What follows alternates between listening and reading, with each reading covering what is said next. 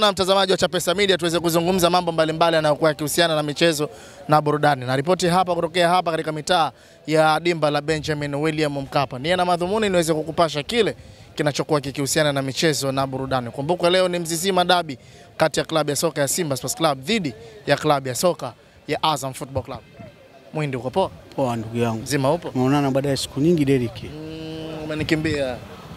Yaani wewe umenikimbia au mimi nimekukimbia? Au tumekimbizana? Haya poa. Mchezo wa namna gani hapa dhidi ya Azam FC hiyo leo? Mechi ngumu Derek. Azam ni timu nzuri, wana kocha wa kiwango, wana wachezaji wazuri, kwa ujumla ni timu nzuri. Tunacheza na timu ambayo ni kubwa na ni nzuri. Ila inachotakiwa ili tupate ushindi, wachezaji wajitume, wacheze kwa 100%, ndio ushindi utapatikana. Azam FC chigania nimbo ya Simba. Azam sio poa na mzee. Ndio nakwambia kwamba Azam ni timu nzuri, ndio hicho nakwambia kwamba Azam ni timu nzuri, sio kuichukulia poa. Inatakiwa tucheze kwa kujituma na full commitment ya 100%. Full commitment ya 100% ya wachezaji. Kama wanavyocheza Matola anapokuwa kocha mkuu, ndio hivi wacheze. Kama wanavyocheza Matola anapokuwa kocha mkuu, ndio wacheze vile. Wasicheze kama kocha wa kigeni anapokuepo. Sio, unanielewa hapo? Kwa hiyo kuna timu inayokuwa inacheza wakati kocha wa kigeni yupo. Kuna timu inacheza ikiwa kocha Matola yupo, ina perform vizuri, inajitolea 100%. Yule mpanzo anayecheza na kocha wa kigeni yupo, na yule mpanzo anapokuwa anacheza na Matola tofauti. Kabisa. Tofauti mkubwa. Wanajituma. Wanajituma, wanacheza kwa full commitment. Huo ndio ukweli. Huo Derek ndio ukweli. Na kocha wakati anapokuwa msaidizi Matola, wakati kocha wa kigeni anawepo, timu haichezi.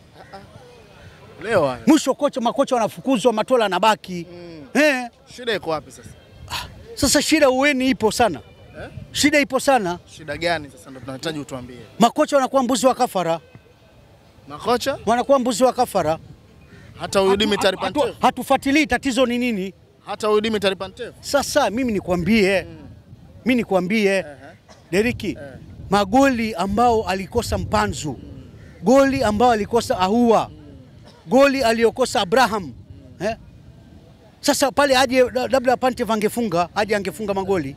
Maana yeye afanyeje sasa? Kama nafasi zinatengenezwa. Lakini nafasi, timu inapocheza chini ya Matola, nafasi zinatumika. Ndio tunajiuliza kwa nini? Shida iko wapi? Ndio hicho, mimi maoni yangu tu nimeongea, na mimi nakwambia pia kupitia media yako kwamba kama tumeamua kwamba Matola abaki kocha mkuu, kocha wa kigeni asiletwe. Kama Matola awe kocha mkuu, tumpe timu. Kocha wa kigeni asiletwe, tujue kipimo cha Matola. Je, anachofanya nini Simba? Na wakati yuko kocha msaidizi ilikuwa vinginevyo? Je, wakati amepewa kuwa kocha mkuu kuna vitu tunaviona? Kwa hiyo kama ni kocha mkuu afike, basi Matola asiwepo kwa tafsiri yake. Ndio maana yake. Yaani katika hivyo vitu viwili iwepo option moja. Matola abaki kama kocha mkuu, kocha mgeni wa kigeni asiwepo. Kama kocha wa kigeni anakuja, Matola asepe. Lakini sio kama Matola anakuwa anapata experience kutoka kwa leo Derek, unaponiambia experience. Leo makocha 9, experience ya makocha 9. Makocha 9 wameondoka Simba. Makocha 9 wameondoka Simba Deriki. Matola yuko hapo. Nini msaada wake kwetu? Alichotufanyia nini Matola? Ndio maana mimi nasema kwamba ili tupate ukweli kwamba benchi la ufundi kuna nini, basi kama mnataka kumbakisha Matola abaki, kocha wa kigeni msimlete. Ndio rai yangu. Kama mnamtaka kumleta kocha wa kigeni, Matola asepe. Tumwachie na benchi lake ufundi, huyu kocha wa kigeni aje na kocha msaidizi basi. Bwana, miongoni mwa mechi ngumu ni hii mechi ya leo ya Mzizima Derby. Wanakwenda kukutana makocha wawili wenye CV kubwa, nikiwa na maana ya kwamba Florai Benge, kocha wa Azam FC, lakini bila kumsahau Seleman Matola. ni miongoni mwa Simba vs Forai Benge. Ndio mimi nimekuambia vita hapo itawaka. Mimi mwanzo nimekuambia kwamba mechi ngumu leo. Leo mechi huwezi kusema kwamba Simba tutashinda tu. Leo tunacheza na timu nzuri, yenye kocha mzuri, yenye uwekezaji mzuri. Kwa hiyo sio timu ya kuibeza Azam. Ndio maana mimi nilichoongea kwamba bana wachezaji wajitume. Rai yako ni nini kuelekea kwenye mchezo wa leo? Rai yangu ni kujituma kwa wachezaji, Deriki. Timu italeta matokeo kama wachezaji watajituma, wataipambania nembo ya Simba. Lakini wakicheza below level basi ni matokeo hatutapata matokeo. Natamani kuiona Simba ikimaliza kama unbeaten ndani ya ligi kuu ya msimu huu. Ndio nia. Maana mechi 4 hawajapoteza hata mchezo mmoja na wala hawajatoa sare hata mchezo mmoja. Yaani Deriki, sisi hicho ndo tunachotaka sisi washabiki na wanachama. Sisi ushindi kwetu ni furaha. Sisi wanachama na washabiki, sisi tunachotaka furaha tu. Hatuna interest yoyote mengine. Sisi tunachangia jezi. Leo sisi ni washabiki bora kama hivyo unavyoona tunajitokeza kuishangilia timu yetu. Kwa hiyo sisi tunacheza pati yetu kama washabiki. Sasa tuachie wachezaji nao wacheze pati yao. Wachezaji nao wacheze pati yao, kujua kuna watu wako nyuma yao. Kuna watu wanawategemea wao furaha kwa Simba.